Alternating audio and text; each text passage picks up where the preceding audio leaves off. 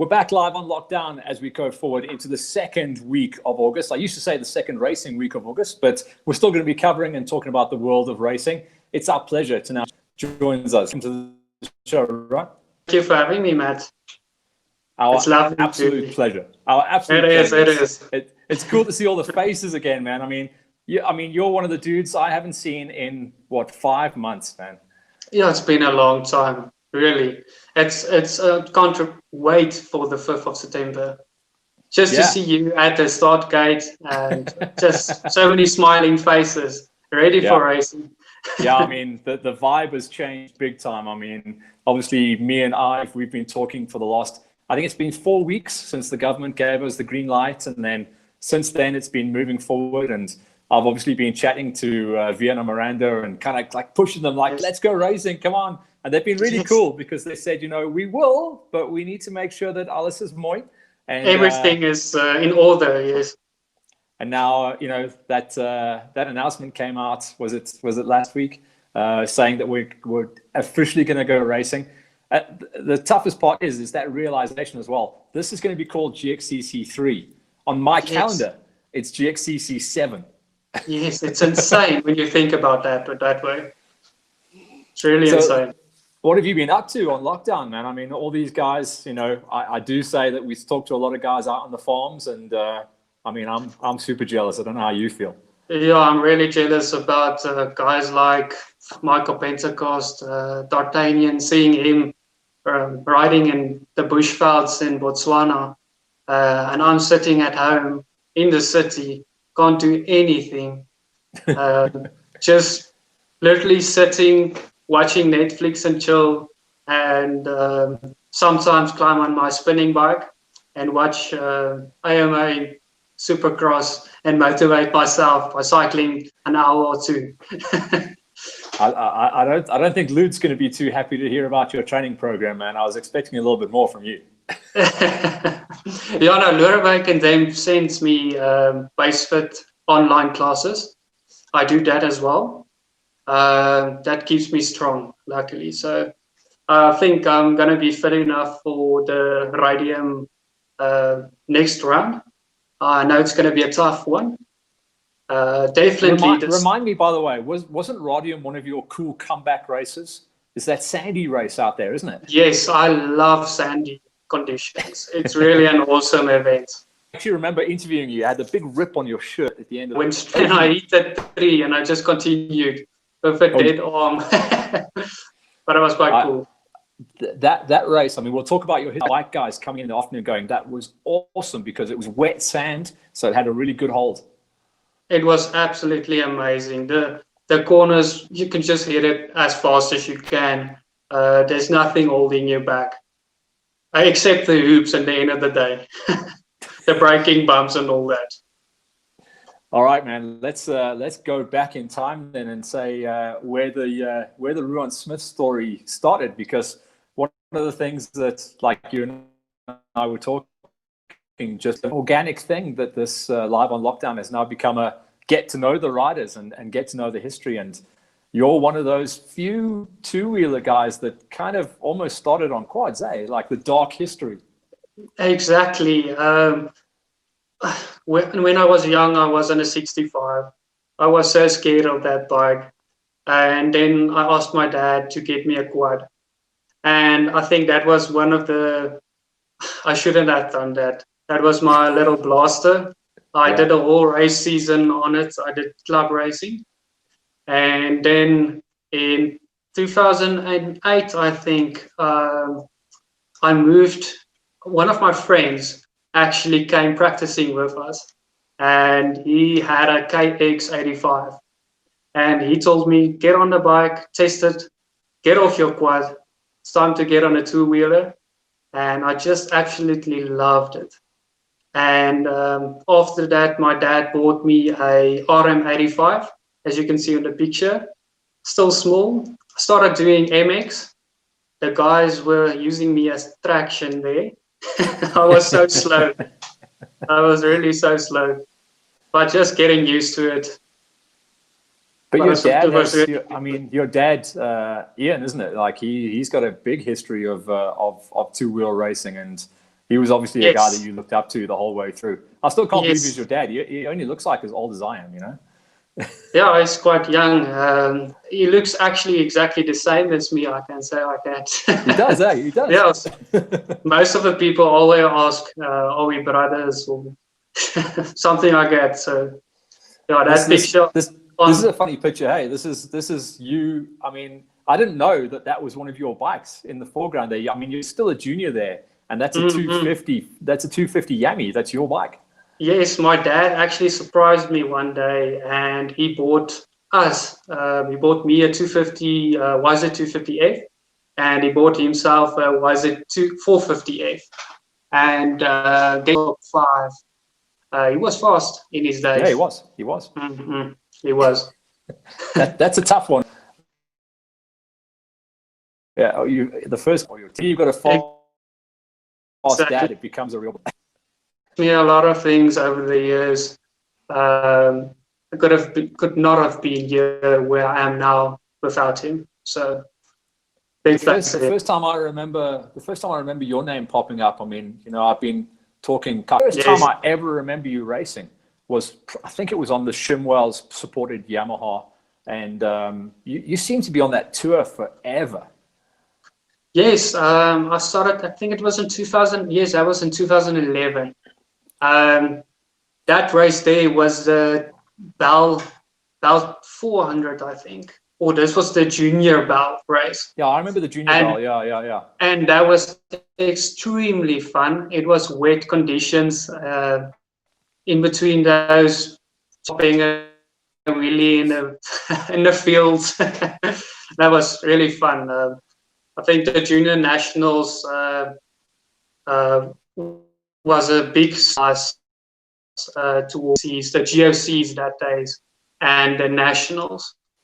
Um, we had competition like Rowan Lindsay, Jason Niehaber, Michael Pentecost, everyone. Well, I Like I remember that. I just, mean, I spoke about that a couple of weeks back. Sorry to jump in there, but that's something that over the last maybe 10 years has just gone missing, and you can see that it's gone missing because the gap between juniors from 85 to high school and then that transition to high school into the pros is so difficult for the guys now. But you, JC, Cam Becker, Mike Pentecost, Wade Young, Flanagan, TT, Swan, you Oaks all came from that tour, and it shows. yes, it was on the Honda team that year. And my dad and myself told each other, this guy's going to be fast one day. We can see it. He's going to be a world champion. And to check him now. Yeah, man. It's really awesome to know we moved through the ranks with him in the off-road racing. When we got bigger, he went the other way to enduro side, and we went to the off-road side. But I think he just preferred the enduro stuff more. Yeah, but was it last year when he turned up on an off-road and as well? Yeah, first national off-road in KZN. It was just so. It was. I think there was nothing holding him back. Yeah. Yeah. But it's funny you talk about that split as well, because a lot of the guys, the last kind of kid that I saw do the split early was Heinrich Aust. You know him. You know, he came through the juniors, and I think pretty much the first year on 125s, they decided no more off-road, no more flat taps. We're going to go into the mountains. That's the last guy that I remember making that split.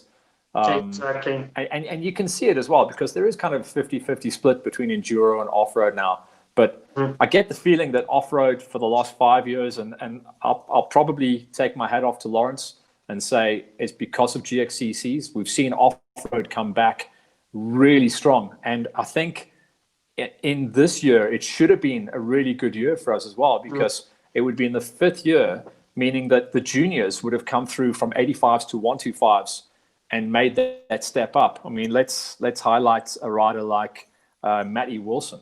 Matty Wilson should be absolutely pinning now, and he is, but he hasn't been able to show it because we haven't been racing. Exactly. Now I saw in 2020, in the beginning of the year, there's so many 50 cc's and 65 cc's on the starting gates. It's actually unbelievable. It's almost like 10 years ago when we did the junior nationals. I remember there was about 60 guys in my class in the 250s, in the 1 to 5 class. There was nothing less than 50 guys per class. And then it just faded away. All of us moved to Silver Cup just to get used to the nationals. We did 75% of the event. So in 2012, I moved up to the OR4 class. It was the under 21s that year. That's right. Yeah. Yes. And that was one of the best years I had. This photo here was the last race at Ventersdorp, where I secured my national title and my regional title and platinum title. That was what it used to be called before we called it high school, wasn't it? Yes, it was. It's basically the high school class now. Yeah, but the guys were between 18 years old and 21 years old. Right. Yes, that's right. Yeah. Yes, so, yes. Yeah. Changing of the times. But you had a funny year that year because you were pinned off road, and then I actually forgot that you actually rode with old Big Bruce and dragged one of those Poozies around Lesotho. Tell me about the bike, because I know about it, but I just want to hear it from the horse's mouth. Yes, that was that thing. That thing was heavy, but it was fast. That TM300 motor in that thing. Oh, Mike Pusey is really an awesome guy. He gave me an opportunity to do the Roof of Africa on one of his 300 Puseys. Really was an awesome ride at the roof. We got a silver finish. We had some technical problems, and the fitness and that bike was quite heavy in the rocks, but yeah, we enjoyed it and we learned and we developed on them, and it went flawlessly, actually, I think. Yeah, no, I remember the bike. I remember the developments. I remember all the press and the stories about it, because Mike had put a lot of development into that bike. Was it the previous year? I think it was Bruce and Dwayne that dragged those things around, and then you got a crack at it. Yeah. Yes, they still had the 250s. That's all right, 250s. Yes. Yeah. And then he decided to put the 300 two-stroke motor in there, the TM motor. I actually did one GOC that time on the 300, and we ran in the top 5 overall between 300 guys. I never knew that. Yes, we did the whole last race of the GXCC. I think I already won my championship that year. So we decided, okay, cool, let's test the Pusey. I bet it was Fockville. Normally the last round of the GOCs was Fockville. I think it was Fockville. I think it was between 2012 or 2013. I'm not sure which year, but it was really a joy. That thing was fast in the straights. We did good. This picture here, it was also in 2012. Sandstorm Racing, one of my dad and one of his friends started a bike shop. And Kali, his name's Kali, he gave me his 450 Husqvarna. That's the first time I climbed over a 450, and he decided, okay, cool, let's go do the Desert 1000. And it was my first actual big marathon event. And I think I started the day outside the top 20. We had to pull a number out the hat where your starting position is. And on day 1, I started, and the day went smoothly. Navigation was tough. There was no stickers like we know now in the GXCCs. No. There was no stickers.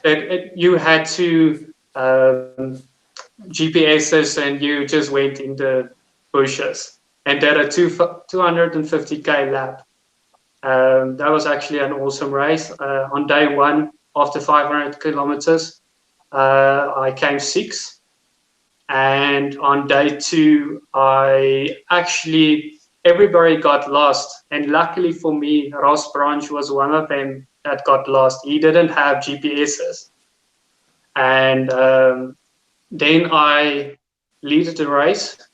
Vincent Crosby, I don't know if you know him. Yeah, Vinny. Yes, we had a proper dice that day. I think I finished like 5 minutes behind him on the day. But overall, I won the Desert 1000 in 2012 on the Husqvarna. Dude, check. Even I didn't know that. Yes. Well, maybe did in the year, but I probably forgot by now. I'm getting old. Yeah, actually, that year it was quite cool. I made history. I was the youngest guy ever to win it. I was 18 years old, and I think I was the first person on a Husqvarna to win the Desert 1000. And so, why didn't the magical phone call come then, brother? The factories. I don't know. In 2013, I moved over to Husqvarna with Fred Fincham. I was in the Group B. There was 2 different groups. The A group was Altus de Wet and all the. So those were still the white and red Husqvarna days. Yes, the white and red ones. I was riding a 310 that year. 310cc, and unfortunately then the 350 KTMs came out and we actually struggled to keep up with them. I remember the season. I remember the year. It was get on a KTM or that was it. Exactly. And it was a joy. I really enjoyed it. I think that year I can't actually recall what position, but I did okay. Yeah, well, there was kind of like a couple of lost seasons for you, and then I remember you coming back.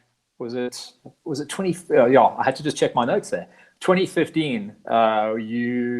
Sherco started to arrive in the country, and then you were kind of like figuring things out. That's a nice shot there. That's you and Tucky, hey, back in the day. Yeah, that was me and Tucky.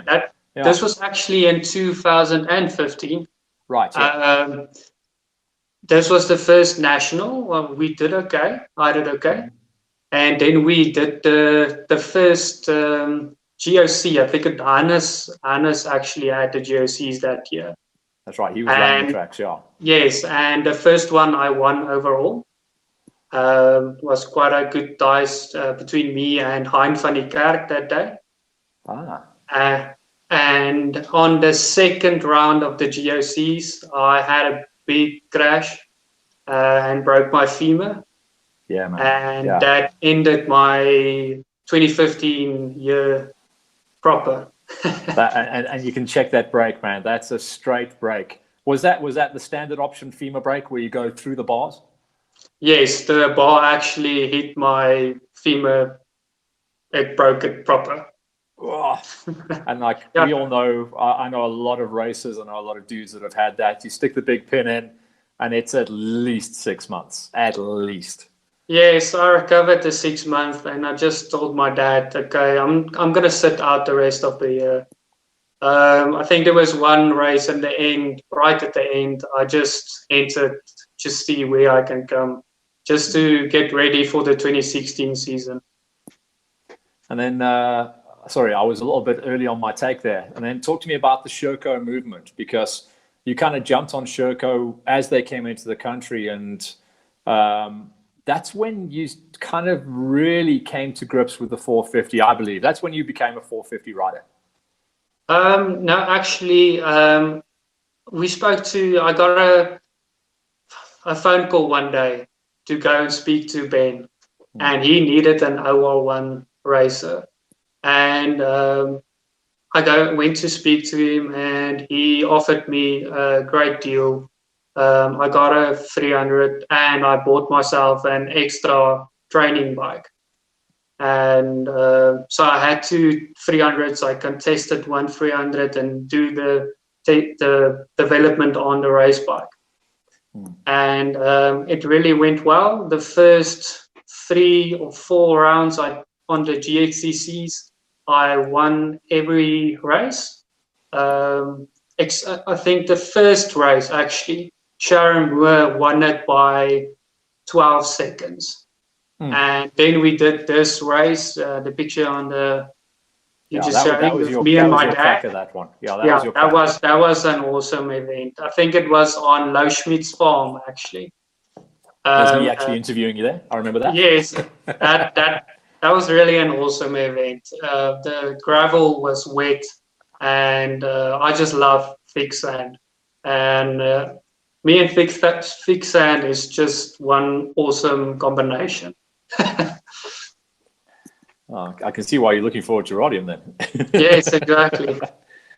I'm looking forward to it, but I know between the second, third, and fourth lap, it's going to be hard. It's going to be hooped out. The fitness is going to show there. Then we're going to see who's been training in lockdown or not. Yeah, and I know he's not on your gate, but Brawler in the sand, that's going to be a problem. Yeah, he's a fast guy. He's really fast, but yeah, that 350s is just it's one of the best machines to be on. I remember in 2017 actually, when I raced for KTM Centurion. That this picture now showing as the first round at Rustenburg, the National. I finished 5th overall in the Nationals and 3rd in the OR2. And that just goes to show how good the OR2 bikes are against the OR1s. Yeah, I mean we've seen it. I mean, I think not to take anything away from you or any of the other guys, but was it 2 years ago, 3 years ago when Taki won overall at a GXCC on his exactly. On his old, I think it was his old 350 as well. Yes. No, he did really well. Even Jan Rol won a few rounds, if I'm not incorrect. So. Well, in commentary, I'm famous for saying that you couldn't pay me enough to line up on the OR2 gate. And I stand by that statement. That gate for me has just got terrifying year on year on year on. I mean, look at that. That's Becker, you're there, JC. It's terrifying. That was just an amazing racing season. I just enjoyed it so much. On the one race, I had some mechanical issues, and Cameron just pulled a championship lead. I couldn't keep up with him. So then at the end of the year, I came second in the OR2 championship. Yeah, man, those were great days. But the last couple of years, I think by your admission and me doing my little bit of history research, they've been lumpy for you, hey? I mean, yeah, you've had good days, bad days, you've had good years and bad years, but it seems to be you're coming back from it all now. But it's taken a long time to kind of figure that all out, eh? Lots of bike changes, lots of mechanicals, lots of injuries. It seems to have been a messy last 3 years. Yes, it was. I had some problems in 2016 when we did the Desert 1000 on the showcase. Then I moved to the 450. I told Ben I think the 450 is going to do better at the Desert, and day one went extremely well, and I think 50 kilometers till the end, I hit a big ditch and just over-revved the bike, panic revving. And I think the circlip went off and I thought the bike's busy seizing. So I just decided to stop. I didn't want to break the bike. And the second day I started on my 300 two-stroke. And I had some mechanical issues on that one as well. And so I had 2 DNFs and it was 2 different championship races. So it's I've said it, if you have a bad desert, then you have a bad year. It's that simple. Exactly. It's two racing seasons, or 2 racing championship round. I think it was round 3 and 4 DNFs. So Yeah, It's no, you actually can't bad. recover. And that's why Ross in those years, he could win 2 days of the desert and kind of just top three the rest of the year and just nail the Yeah, champ. that's And that's what he did. 50 points in his bag. I Yeah, had 0 points in my bag. exactly. I hear you. Well, look, Yes. let's jump forward into this year, because that's where this has all been heading towards. Because this year you seemed comfortable, you seemed lined up. I mean, last year you were still on a 2 or 3 year old bike. I think I'm right in correcting Yes, that it number. was. Yeah, I raced on Robert Streak's Sherco. I was fortunate enough. After 2018, I didn't race that year. And in 2019, he spoke to me and told me, Ruan, my Sherco is standing in my garage. You can use it. Go do the GXCC Championship. Go enjoy yourself. And I got a few top threes. Yeah, And I did quite well, actually, on the old bike. yeah, it wasn't too bad, was it? I remember you coming and you were running the white plastic, so I thought it was a new bike. I remember you even corrected me, like, no, Matt, it's like 4 years old or something. Yeah, it's actually the old blue one. So now Robert Streak did some painting on it or something. Made it pretty again. He made Yeah, it. no. Yeah, Yeah, he made it a new one. you started to look like old new Ruan again, and then Yeah, I suppose then you got onto the KTM's this year. Sorry to interrupt there. Sorry. Then you jumped back onto your old friend, the KTM 450, and I think I'm right in saying it's the latest model bike. So you look damn comfortable straight out the gate. Yes, I got an awesome deal by Rad KTM. And they offered me this 2020 XC450F. It's really an amazing bike. It's light and nimble as a 350, I think. And I just started to gel with it. On the first round, I had the bike. I actually got the bike 3 days before the first GXCC. It was an early I start think this I year, wasn't started. it? I mean, we It was started an early start. like 1st or 2nd of February this year. Like that for me, Yes. I think I said it was the earliest start we've ever had.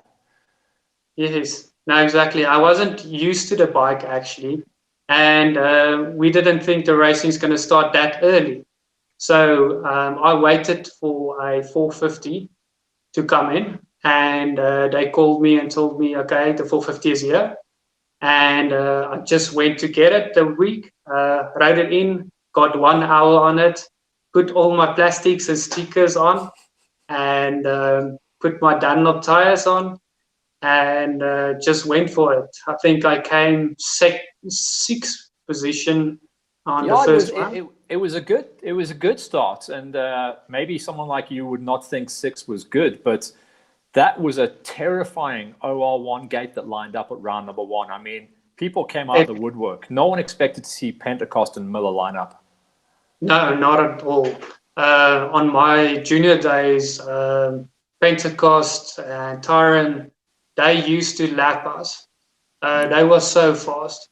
So it's actually so cool to see how much how much the practicing and everything pulled off to be at the same pace as them now, and we can actually maybe win them.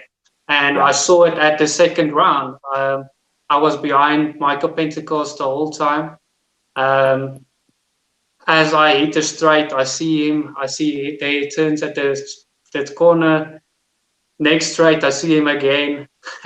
This is actually this. I just want to compliment Ivan on the mixing there. That's the shot of round number 2. That was Pentecost, you and Dart, and that's pretty much how close you were the whole way through the day. There was nothing in it, and it has come down to that. GXCCs has come down to hole shots. You didn't get a great gate at round 1, but you got a brilliant gate at round 2, and then as they say, you got the hooks in. Yes, well, I think every single OR1 racer wants to hit the whole shot. And I think, like you said in the former video I had, the top 10 can win. There's a lot of guys that's fast. If you get the whole shot, you can win it. Yeah. I mean, Pentecost is the guy that you're gunning for at the moment. You proved at round number 2 that you can have him. You can definitely have him. It's going to come down to the setup and the track that suits you. Dalport's right there this season as well, but it's Mikey that's gone 2 for 2. So everyone's got to try and catch Pentecost now. Yes. Yeah, I'm a bit at the back foot on the championship points with my 6th position in the first round. But I think between 3 riders, there's like 2 points separates everyone. So yeah.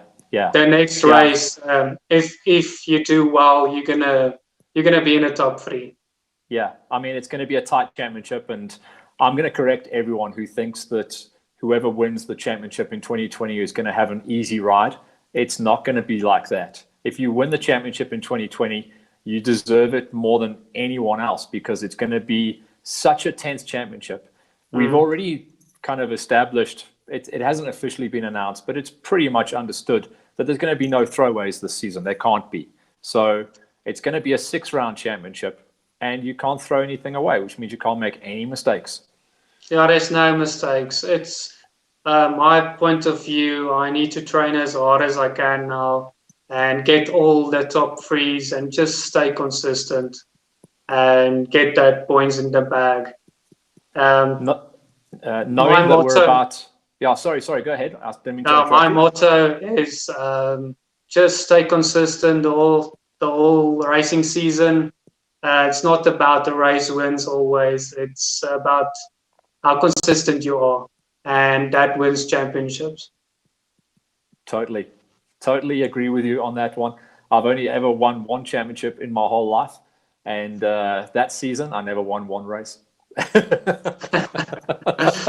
You see?